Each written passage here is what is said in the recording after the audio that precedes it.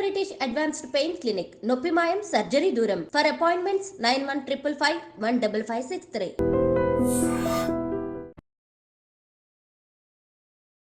నమస్కారం, welcome to I dream. ధర్మ మార్గం విత్ విజిత కార్యక్రమానికి స్వాగతం.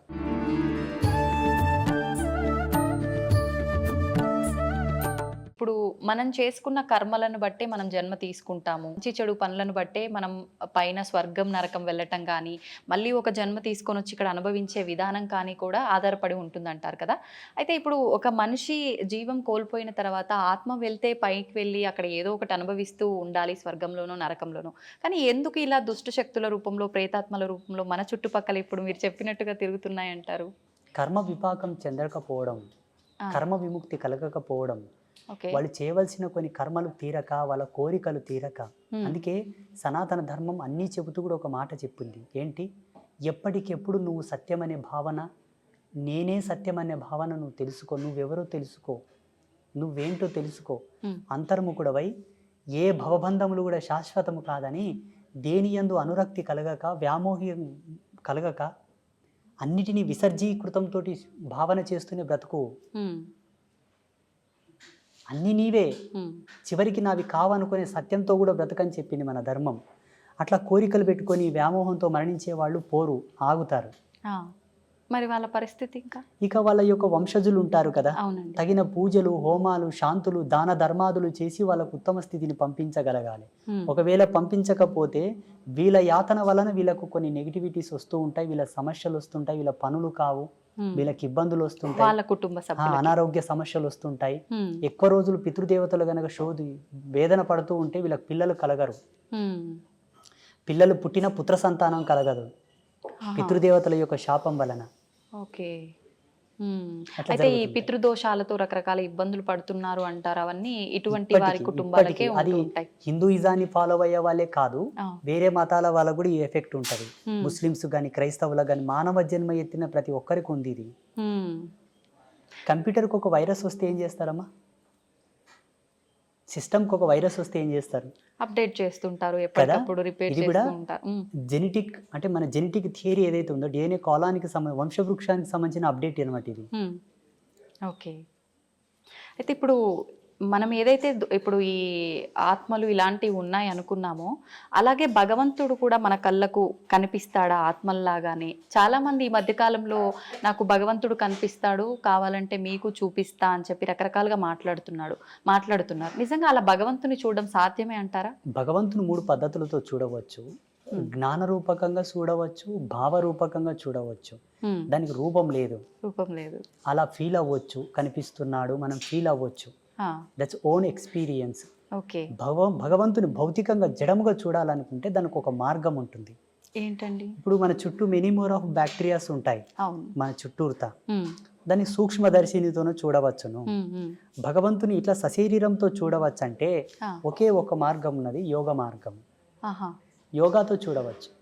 ఓకే. అంటే ఎంతకాలం అది చేయాల్సి ఉంటుంది? సాధకుడి యొక్క సత్యశీలత పైన ఆధారపడి ఉంటుంది. అంటే ఎంత నిష్టగా ఆయన యొక్క ఫోకస్, ఆయన యొక్క ఏకాగ్రత, ఆయన లక్ష్యం, ఆయన యొక్క నిగ్రహ శక్తి పైన కొందరికి తొందరగా అవుతుంది, కొందరికి ఈ జన్మల కాకపోతే మరు జన్మ తీసుకోవాల్సి వస్తుంది, కొందరికి జన్మాంతంలో కూడా భగవత్ సాక్షాత్కారం కలిగి కూడా విముక్తి పొందిన వాళ్ళు ఉంటారు.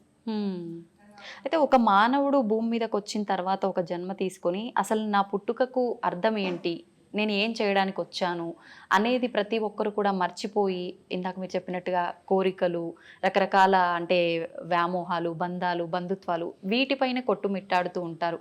పుట్టుక మరణం శాశ్వతం, వెళ్ళాల్సిందే, మోక్షం పొందడం కోసం మనం అవన్నీ కర్మలు క్లియర్ చేసుకొని భగవంతుల్లో ఐక్యం అవడానికి ఇవన్నీ అని చెప్పి మీలాంటి వాళ్ళు చెప్తూ ఉంటారు. మరి ఈ వీటిల్లో కొట్టుమిట్టాడుతూ ఉండే ఈ ప్రాసెస్లోనే పుడుతుంటాం, పోతుంటాం, ఎప్పుడు మోక్షాన్ని పొందుతామంటారు? అసలు మోక్షం అనేది 2 ప్రాతిపదికలపైన ఆధారపడి ఉంటుంది.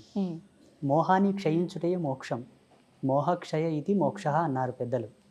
అంటే ఈశ్వరుడి యందు కూడా మోహాన్ని వదిలిపెట్టాలి, భగవంతుని యందు కూడా మోహం వదిలాలి, అది మోక్ష స్థితి.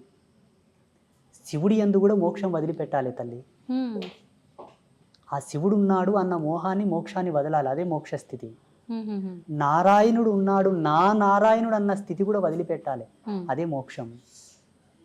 ఇక ముక్తి అంటారా, అది సంసార సారథ్యంలోనే సాధ్యం తప్పిస్తే సన్యాసులకు ముక్తి లేదు. ఒకవేళ సన్యాస పరంపరలో యతి ధర్మంలో ముక్తిని పొందాలనుకుంటే ఆయన చాలా కష్టపడాల్సి ఉంటుంది సాధనత్రయంతో,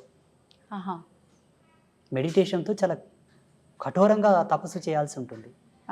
మీకేమో ఈజీ వేలో వస్తుంది, మాకేమో చాలా కష్టంగా వస్తుంది. మరి అంత కష్టం అని తెలిసినప్పుడు ఎందుకు మీరు ఇలాంటి సాధనలు? జన్మకర్మ సంభవము. జన్మకర్మ సంభవం అంటే పోయిన జన్మలో తీసుకున్నటువంటి శబ్దం, భగవంతుడు మమ్మల్ని ఆదేశించినటువంటి ధర్మం, మా జన్మ మాకు తెలిసి మేము సన్యసించవలసినదే అని మాకు అర్థమయ్యి రావాల్సి ఉంటుంది. ఉదాహరణకి ఈరోజు కరెంటు లేదు. అవునండి. ఒక మంచి స్టూడియోలో ఏసీలో కూర్చొని మనం వీడియో చేయాల్సింది, కరెంటు లేదు అయినా చేయాలి, ఎందుకంటే చాలా దూరం నుంచి వచ్చాము కాబట్టి. అవును, చేస్తున్నామా లేదా? చేస్తున్నాం. అది కూడా అంతే. మేము ఎన్నో జన్మల నుంచి ట్రావెల్ అయ్యి వచ్చి ఉంటాము, మళ్ళీ ఎందుకు మొదలుకోవాలని ఆయన లేనిపోని తలకాయ నొప్పి అని ఇక్కడనే జన్మ సార్థకత పొందించుకుంటున్నాము కాబట్టి సన్యాసులం అయ్యాము. Okay okay. అయితే స్వామీజీ, కారణ జన్ములు అంటుంటారు. అసలు ఎవరు ఈ కారణ జన్ములు అంటే నిజంగా ఉంటారా? లేదు అంటే సనాతన ధర్మం గురించి మా లాంటి వారికి మంచి మంచి విషయాలు తెలియజేసే మీలాంటి వారిని కారణ జన్ములు అనొచ్చా? ఎవరిని అనొచ్చు అంటారు అసలు? లేదు, మనకు జన్మత్రయములని ఉన్నాయి. కర్మజన్మ, కామజన్మ, కారణ జన్మ. 3 కర్మజన్మలు అంటే ఏంటమ్మా? జీవితాంతం కష్టపడుతుంటారు కానీ వృద్ధి చెందరు. కారణం పితాపితరులు చేసిన పాపాలు మిగిలిపోయి ఉన్నాయి, వాళ్ళు పుణ్యం చేసుకోగానే చచ్చిపోయినారు, అవి మన మీద పడ్డాయి. అందుకే కష్టపడుతున్నాం కాబట్టి ఆ కర్మలు దూరం చేసుకో, నీవు సన్మార్గంలోకి వస్తావు, లాభ పొందుతావు, సుఖపడతావు. అప్పులు రావు, రోగాలు రావు, ఇబ్బందులు రావు, బాధలు ఉండవు. కామజన్మ. కామజన్మ అంటే కేవలము సంభోగ ధర్మాన్ని ఆస్వాదిస్తూ కామ కోరికలతో ఉండి పిల్లలు సంసారం అనే వ్యామోహం లేకుండా అదేదో పిచ్చిగా జంతువులు కదా సంభోగం చేసినట్లు సంభోగం చేసి పిల్లల్ని కంటే పుట్టే పిల్లలు కూడా కామ పిల్లలే పుడతారు. హిరణ్యకశప హిరణ్యాక్షుల్లాగా. ఆయన చెప్తాడు, అమ్మా ఓ సతీ, ఇది సమయం కాదమ్మా, ఈ సమయంలో మనం తగదు, ఇది సంధ్యా సమయం అన్నా ఆమెకు కామం ప్రబలి కావాలంటే కావాలన్నదికే కామ సంతానం పుడుతుంది. వాళ్ళు ఎలా ఉంటారు? కామ సంతానం అంటే తల్లికి చెల్లికి భేదం తెలియక ఆడవాళ్ళ చేతుల్లో ప్రాణం పోయేటటువంటి పిల్లలు పుడతారు. సమాజంలో జరుగుతుంది కదా. ఇప్పుడు ప్రియాంక రెడ్డి హత్య కేసులో 4 చచ్చిపోయారు కదా, ఆ జన్మలు దీని కిందికే వస్తాయి. కామ జన్మలన్నీ కూడా ఆడవాళ్ళని కూడా ఒక బొమ్మలాగానే చూసే కాన్సెప్ట్ తో పుడతారు. చిన్న చిన్న పిల్లల పైన కూడా వీళ్ళంతా ఈ కేటగిరీ కిందికే వస్తారు. ఇక కారణ జన్మ అంటారా? కారణ జన్మ కేటగిరీలో Narendra Modiji first person. And second, నేను ఈ మధ్యలో అనుకుంటున్న నా అనుభవం ప్రకారం ఎవరి వ్యక్తిగతం వాళ్ళ ఇష్టం, నా వ్యక్తిగతం నేను అనుకుంటున్నంత వరకు పవన్ కళ్యాణ్. ఓకే, మీకు వేరే విధంగా అర్థమై ఉండొచ్చు, 3 పెండ్లాలు ఇట్లా అట్లా సినిమా స్టారు రంగేసుకొని ఆటాడినోడు అట్లా ఇట్లా మీరు అనుకోవచ్చు. ఒక్క మెతుకు సార్లు తల్లి అన్నం అయ్యిందా లేదని చూడ్డానికి అన్నమంతా పిస్కా కర్లా. ఆయన కొన్ని మాటలు విన్నాను నేను పవన్ కళ్యాణ్వి, చాలా అద్భుతమైనటువంటి విజనరీ ఉన్న వ్యక్తి. సనాతన ధర్మం గురించి, హిందూయిజం గురించి అటువంటి వ్యక్తి అవసరం ఇప్పుడు ప్రస్తుత కాలంలో. అటువంటి ఆలోచన దృక్పథం కలిగిన వాడు కారణజన్ముడే. సామాజికంగా కారణజన్ములు మోదీజీ, పవన్ కళ్యాణ్. ఆధ్యాత్మికంగా చెప్పవలసి వస్తే బ్రహ్మశ్రీ సామవేదం షణ్ముఖ శర్మ గారు, చాగంటి కోటేశ్వరరావు గారు, గరికపాటి నరసింహారావు గారు, వదిపర్తి పద్మాకర్ గారు, వీళ్ళు ఆధ్యాత్మికమైనటువంటి కారణజన్ములు. యోగ సంధాన కర్తృత్వంలో కారణజన్ములు అంటే శృంగేరి జగద్గురువులు, చిన్నజీయర్ స్వామి వారు, శ్రీమాన్ చిన్నజీయర్ స్వామి వారు, ఇంకా కొంతమంది యతీంద్రులు, యోగులు, సిద్ధ పురుషులు, మఠాధిపతులు, పీఠాధిపతులు అందరూ కూడా యోగ పురుషులు. వాళ్ళు యోగ సంధాన కర్తృత్వంతోనూ వాళ్ళు కారణజన్ములు. వీళ్ళు భగవత్ సాన్నిధ్యానికి దగ్గరగా ఉన్నవాళ్ళు. వాళ్ళు శివైక్యం చెందిన తర్వాత ఈశ్వరునిలో లీనమయ్యేవాళ్ళు వీళ్ళందరూ. ఇది ఫైనల్ స్టేజ్ ఇన్ కారణ జన్మ. వీళ్ళందరూ మోక్షం పొందడం. ఇంకా వాళ్ళకు మోక్షము ముక్తి లేదమ్మా, చాలా ఫైనల్ స్టేజ్. వీటికన్నా పెద్ద స్టేజ్ లో ఉన్నారు వాళ్ళు. ఇట్లా 3 జన్మలు ఉన్నాయి మనకు. మీ గర్భవాసము నందు మీ కడుపులో కూడా ఇంతటి గొప్ప వాళ్ళు కారణ జన్ములు, పుణ్య జన్ములు పుట్టాలనుకుంటే తప్పకుండా సనాతన ధర్మాన్ని ఫాలోఅప్ చేయండి. సనాతన ధర్మంలో కూడా మెనీ మోర్ ఆఫ్ కన్ఫ్యూజన్స్ ఉన్నాయి, రకరకాల సాంప్రదాయాలు. ఏవి పాటించకండి, సదాచార సంపన్నులై విరాజిల్లండి. ఈ సదాచారం మనకి ఎక్కడ దొరుకుతుందమ్మా అంటే దేవీ భాగవతంలో దొరుకుతుంది. దేవి భాగవతం భగవతి విరచితం. సాక్షాత్తు త్రిమూర్తులకే చెప్పినది అమ్మవారు. మీరు త్రిమూర్తులు సుప్రీం గాడ్స్ అని మీరు కొలుస్తున్నారు. అవునండి. త్రిమూర్తులకే జగదంబ గీతోపదేశం చేసినది. ఆ జగదంబ చేసినటువంటి గీతోపదేశమే శ్రీకృష్ణ పరమాత్మ వారు ఆ యొక్క గీతను అర్జునుడికి ఉపదేశించాడు. అది భగవతి గీత. భగవతి గీత, భగవతి చెప్పిన గీత భగవద్గీత. ఓకే, అర్థమవుతుందా? అర్థమైందండి. మీకు ఒక ఫోటో నేను పంపిస్తాను, దీని మీద స్క్రీన్ మీద స్క్రోల్ చేయండి. అలాగే. కృష్ణ పరమాత్మ జగదంబను చూపుతూ అర్జునునికి గీతోపదేశం చేస్తాడు. ఆ ఫోటో బయటికి రిలీజ్ చేయరు చాలా మంది, ఎందుకంటే పక్షపాతం. అక్కడ స్త్రీమూర్తి హైలైట్ అవుతుంది కదా. అవును అవును. వద్దు, మాకు అది వద్దు. దేవుళ్ళ విషయంలో కూడా పార్షియాలిటీస్. లేకపోతే ఇప్పటికీ ప్రతి సందర్భములో అవును అవును. యజ్ఞమూర్తి ఎవరు, మంత్రతంత్ర అధిష్టాన దేవత ఎవరు, వేదమాత ఎవరు? అమ్మవారి గుళ్ళకు శోభ లేదు తల్లి. దక్షిణ భారతదేశంలో ఉంది, ఎందుకంటే దక్షిణ భారతదేశంలో ఆధ్యాత్మికతకు స్వతంత్రత ఉన్నది కాబట్టి. ఉత్తర భారతదేశంలో ఉన్న శక్తిపీఠాలన్నీ వెలవెలబోతున్నాయి తల్లి. అది నా బాధ. సెంట్రల్ గవర్నమెంట్ గనక అధికారం ఇస్తే భారతదేశంలో శక్తిపీఠాలకు ఉండే వైభవం ఏ దేవాలయానికి ఉండదు. నేను కట్టించి చూపిస్తాను స్వచ్ఛందంగా.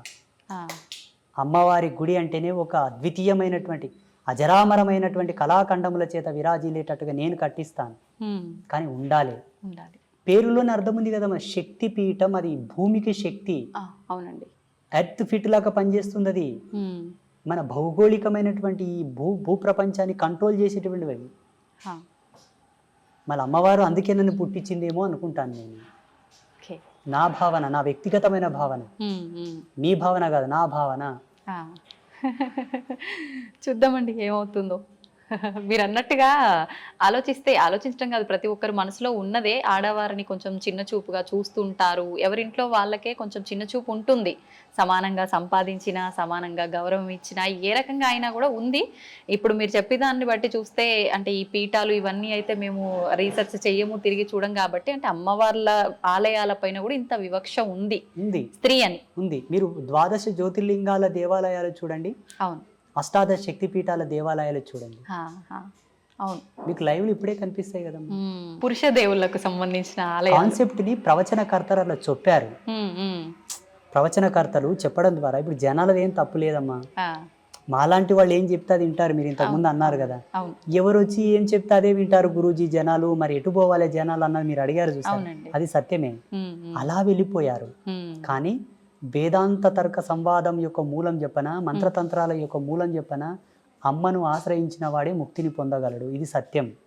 అందుకే కదా త్రిమూర్తులు ఆమె పాదాల అక్కడ పడుతున్నారు. ఇప్పుడు చూడండి, ప్రపంచంలో ఎక్కువ శాతం పురుషులందరూ కూడా స్త్రీలలాగా మారుతున్నారు. స్త్రీలు పురుషుల్లాగా తక్కువ మారుతున్నారు. అవును అవునండి. లింగ మార్పిడి చేసుకొని అధిక సంఖ్యాకులు పురుషులు స్త్రీలలాగా అవుతున్నారా, స్త్రీలు పురుషుల్లాగా అవుతున్నారా? పురుషులే స్త్రీలలా అవుతున్నారు. పురుషుడు యథార్థంకి వస్తున్నాడు కాబట్టి అది సత్యం. కానీ అలా జరగడం మంచిది కాదు. ఇది సృష్టి విరుద్ధమే కదా. విరుద్ధమే. అలా మారకూడదు. ఒకవేళ ఆడపిల్లల యొక్క గుణగణాలతో స్త్రీ యొక్క స్వాభావికంతో ఒక పురుషుడు పుట్టినప్పటికీ సాధ్యమైనంత వరకు 100% వాని మోటివేట్ చేసి వాని ద్వారా ఒక జన్మనిప్పియాలి, వానికి సంసారం ఇవ్వాలి. కానీ ఏదో మహిళలాగా చేష్టలు చేస్తున్నాడని వాని కన్వర్ట్ చేయకూడదు. ఇప్పుడు అందరూ అలాగే అయితే జగత్ సృష్టి ఎట్లా జరగాలి తల్లి? అవునండి. మీకు జన్మనిచ్చిన తల్లిదండ్రులు కూడా ఇట్లా చేసుంటే మీరు పుట్టేవాళ్ళ? అవును అవును. అది మనకు కావాల్సింది. 100% ప్రయత్నం చేయగా కూడా వాళ్ళు మాడలేదంటే ఈశ్వరార్పణంగా చేసేసేయండి, తప్పులేదు. ఇది నా అభిమతం. ఏమంటారు? కరెక్టే అండి. వాస్తవమా కాదా? వాస్తవమే. అది ఎంతసేపు బ్రతికినా మీరు యాంకరింగ్ ధర్మంలో, ఎలక్ట్రానిక్ మీడియా ధర్మంలో వాళ్ళు, సన్యాస ధర్మంలో నేను, సమాజం అంతా కూడా భావి తరాలను దృష్టిలో పెట్టుకొని బ్రతకండి. ఈనాడు మనం చేసింది రేపటి తరాలకు అది ఆచారం అవుతుంది. మా పెద్దలు చేసిండ్రా మేము తీసేయం దీనిని అంటారు డైరెక్ట్. చేసేటప్పుడే ఆచితూచి చెయ్యండి. అంతే. ఇంకోటి, మన మీడియా ద్వారా అందరికి నేను ఒక రిక్వెస్ట్, చెప్పండి, ప్రకృతిని కాపాడండి ప్లీజ్. నిజంగా ఇది అందరికీ చాలా ముఖ్యం. ప్రకృతిని కాపాడండి. ప్రకృతిని కాపాడడంలో ఒక మంచి టిప్ చెప్తాను మీకు. మీ పిల్లల పుట్టినరోజులున్నా, మీ పుట్టినరోజులున్నా, మీ పెద్దల యొక్క తద్దినాలున్నా, దినకర్మలున్నా, ఏదన్నా ఫ్రీ ప్లేస్ ఉంటే అది రోడ్డు పక్కన అక్కడిక్కడ కాకుండా ప్రతి ఒక్కరు ఒక 10 చెట్లను నాటండి. అవును. అవసరం ఉంటే తప్ప చెట్లు కొట్టొద్దు. అవసరం ఉంటే తప్ప కొండలు, గుట్టలు, పర్వతాల జోలికి వెళ్ళవద్దు. అవసరం ఉంటే తప్ప ఆనకట్టలు కట్టవద్దు. ఎక్కడికక్కడ నీళ్ళని ఫ్లో చేసి పెట్టకండి. విదేశాలలో ఉన్న ఆనకట్టలను కూల్చివేస్తున్నారు ఇప్పుడు. అవునండి. చెరువులను పూడ్చకండి, నదులని ఇబ్బంది పెట్టకండి, కలుషితం చేయకండి. నేచర్ మనకు సహజ సిద్ధంగా ఇచ్చినటువంటి అమృత తుల్యముని వల్ల మనం పాడు చేసుకుంటే భావితరాల్లో బ్రతకలేము. ఆల్రెడీ ఇప్పటికే చాలా పొల్యూషన్ అయిపోయింది, ప్రకృతి చాలా పాడైపోయింది, దానివల్ల రకరకాల అనారోగ్య పరిస్థితులు కూడా ఏర్పడ్డాయి. ఒక దౌర్భాగ్యం చెప్పనా, నదులను దేవతలుగా పూజించే మన దేశంలో నదులన్నీ కలుషితమయ్యాయి. నది యొక్క విలువ తెలియని దేశంలో అయితే ప్యూర్ ఉన్నాయి, మళ్ళీ ఆ నీళ్లు తాగడానికి కూడా పనికిరావు. ఇది దౌర్భాగ్యం భారతదేశంలో. ఇలా కావడానికి కారణం ఏంటో తెలుసా, సనాతన ధర్మం ఇంకా కూడా స్వతంత్రతను పుంజుకోలేదు అనుకుంటాను నేను. సనాతన ధర్మానికి స్వేచ్ఛ లేదని అనుకుంటాను నేను. ఉండగలిగితే ఈ నదులెందుకు ఇట్లా కలుషితం అవుతాయి, ఆ దేవాలయాల మీద ఎందుకు దాడి జరుగుతుంది? అవునండి. జగదంబ నాకు ఒక అవకాశం ఏమని చెప్పండి, అమ్మవారిని. తప్పకుండా అండి, కోరుకుందాం అందరం. మీరు కోరండి, నేను అడిగితే ఇవ్వట్లేదు. అవునా? మీ అంతటి సాధువులు అడిగితేనే ఇవ్వలేదు, నేను అడిగితే ఇస్తుందంటారా? నీకెందుకురా వెళ్ళా, నువ్వు ఊక నాతో జపం చేసుకొని కూసరా అంటది అమ్మ. అవునా? బహుశా మీలాంటి వాళ్ళు అడిగితే ఇవ్వచ్చేమో. నాకు గనక అమ్మవారు అవకాశం ఇస్తే నేను ఏం చేస్తానో తెలియనా? చెప్పండి. గోవుని జాతీయ జంతువుగా ప్రకటిస్తాను. సెకండ్, ఈ భారతదేశంలో ఉండేటటువంటి సహజ వనరులు, జీవనదులు, పర్వతాలు, అరణ్యములనన్నిటినీ కూడా ధర్మమూర్తుల యొక్క ఆధీనంలో ఉండేటట్టుగా రాస్తాను.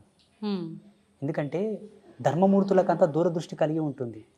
నదుల్లో కలుషితాలు కలవనివ్వరు, చెట్లని కొండల్ని కొట్టనివ్వరు, ఆపుతారు. ఎందుకంటే పర్వతాలను పూజిస్తాం మనం, చెట్లను పూజిస్తాం మనం, నదులను పూజిస్తాం కాబట్టి వాటి జోలికి వెళ్ళనియరు. ప్రసిద్ధ పీఠాలు ఉన్నాయి, శృంగేరి జగద్గురువులు ఉన్నారు, పెద్ద పెద్ద పీఠాధిపతులు ఉన్నారు. ఆ ప్రదేశం అంతా కూడా వీరి ఆధీనం ఉంచేటట్టుగా నేను చట్టం తీసుకొస్తుంటే, దీన్ని అంతా నువ్వు కంట్రోల్ చేయాలని చెప్తుంటే. ఇప్పుడు మీరు చేసే ఈ సాధనలు వీటన్నిటి వల్ల ఈ మార్పులు సాధ్యం కావంటారా? ఖచ్చితంగా చట్టం చేతిలో ఉండాలంటారా? 100% సాధ్యం అవుతుంది. కాకపోతే సామాజికమైన మర్యాదలు కొన్ని ఉన్నాయి కాబట్టి. వెనకతలకు ఒక స్వామీజీ, నాలాంటి స్వామీజీ ఒక యజ్ఞం చేసి యజ్ఞశక్తిని ధారపోసాడు, లోక వినాశనం అవుగాక అని. అందులో వాళ్ళ శిష్యులు కూడా ఉన్నారు, వాళ్ళు కూడా పోయారు. అంత జ్ఞానం తెలిసిన ఆయన కూడా అక్కడ తప్పు. ఈ తపస్సులు, మంత్రబలము, మంత్ర ప్రయోగములు కూడా కొన్ని ధర్మాలతో చేయబడతాయి కాబట్టి ఎలా చేద్దామన్నా అందులో అందరూ ఉంటారు. అది కదా వచ్చింది ముప్పు, ముందు వెనక ఆలోచించాల్సి వస్తుంది. అది అశ్వత్థామ కదా బ్రహ్మాస్త్రాన్ని ప్రయోగించాడు కానీ వెనక్కి తీసుకోవడం తెలియదు ఆయన. అట్లా ఎన్నో మూలాలు బతికే ఉన్నాడంటారు. ఇది నిజమేనా అండి? మీరు ఒకవేళ హిమాలయస్లో ఒక సిటీ ఉంది, ఒక ప్లేస్ ఉంది, అక్కడికి వెళ్తే ఆయనతో మీరు ఫోటో కూడా దిగవచ్చు, సెల్ఫీ. నిజమా? -60 degrees సెల్సియస్లో చలి ఉంటుంది అక్కడ, -60. మరి ఒకవేళ వెళ్తామంటే కెమెరామ్యాన్ మీరు వెళ్ళండి. అది ఎలా సాధ్యపడుతుంది అంటారు? గడ్డగట్టి పోము అక్కడే అడుగు పెట్టిన దగ్గర లేరు అనడానికి అవకాశం లేదు. సప్త ఋషులు ఉన్నారు, యోగ పురుషులు, సిద్ధ పురుషులు, మహావతార్ బాబాజీ కూడా ఉన్నారు ఇప్పటికీ. చాలా మంది యతీంద్రియులు, సిద్ధ పురుషులు ఉన్నారు. లేరు అని మీరు కొట్టిపాడేయకూడదు, ఎందుకంటే మీకు అనుభవం లేదు, మీరు చూడలేదు. మేము చూసాము కాబట్టి ఉన్నారని చెప్తున్నాము. వాళ్ళని ఇక్కడికి తీసుకొస్తామంటే తీసుకొస్తాము. ఈ యొక్క తపోజ్వాలకు తట్టుకొని ఉండే శక్తి ఈ మానవాళికి లేదు. పిట్టలు రాలిపోయినట్టు రాలిపోతుంటారు వాళ్ళు వస్తూ ఉంటే. అది సత్యం. అంతటి ఎనర్జీ ఉంటుంది వాళ్ళ స్పిరిచువల్ ఎనర్జీ. సంతోషం అండి, చాలా మంచి మంచి విషయాలు అయితే మా అందరికీ తెలియజేశారు. మరొక మంచి ఎపిసోడ్లో ఇంకా కొన్ని విషయాలు మీతో మాట్లాడాలని ఆశిస్తున్నాను. ధన్యవాదాలండి. ఐ డ్రీమ్ మీడియా ప్రేక్షకులకు అందరికీ ఒక సన్యాసిగా, ఒక బ్రహ్మచారిగా మా యొక్క ఆశీస్సులు. ధర్మం పట్ల నిలబడండి, ధర్మాన్ని కాపాడండి. ధర్మం తల్లి వంటిది. మన తల్లి మనకెంతో ముఖ్యమో ధర్మం అంతే ముఖ్యం. ధర్మం అంటే హిందూయిజం కాదండి, ప్రకృతి. ప్రకృతి మానవాళికి ఉపయుక్తమైనటువంటి ఆచారం, రూల్స్, వీటన్నిటిని కాపాడితే భావితరాలకు మనం ఇచ్చిన వాళ్ళం అవుతాం. దయచేసి మా మొరను ఆలకించండి. లోకా సమస్త సుఖినో భవంతు. శుభం భవతు.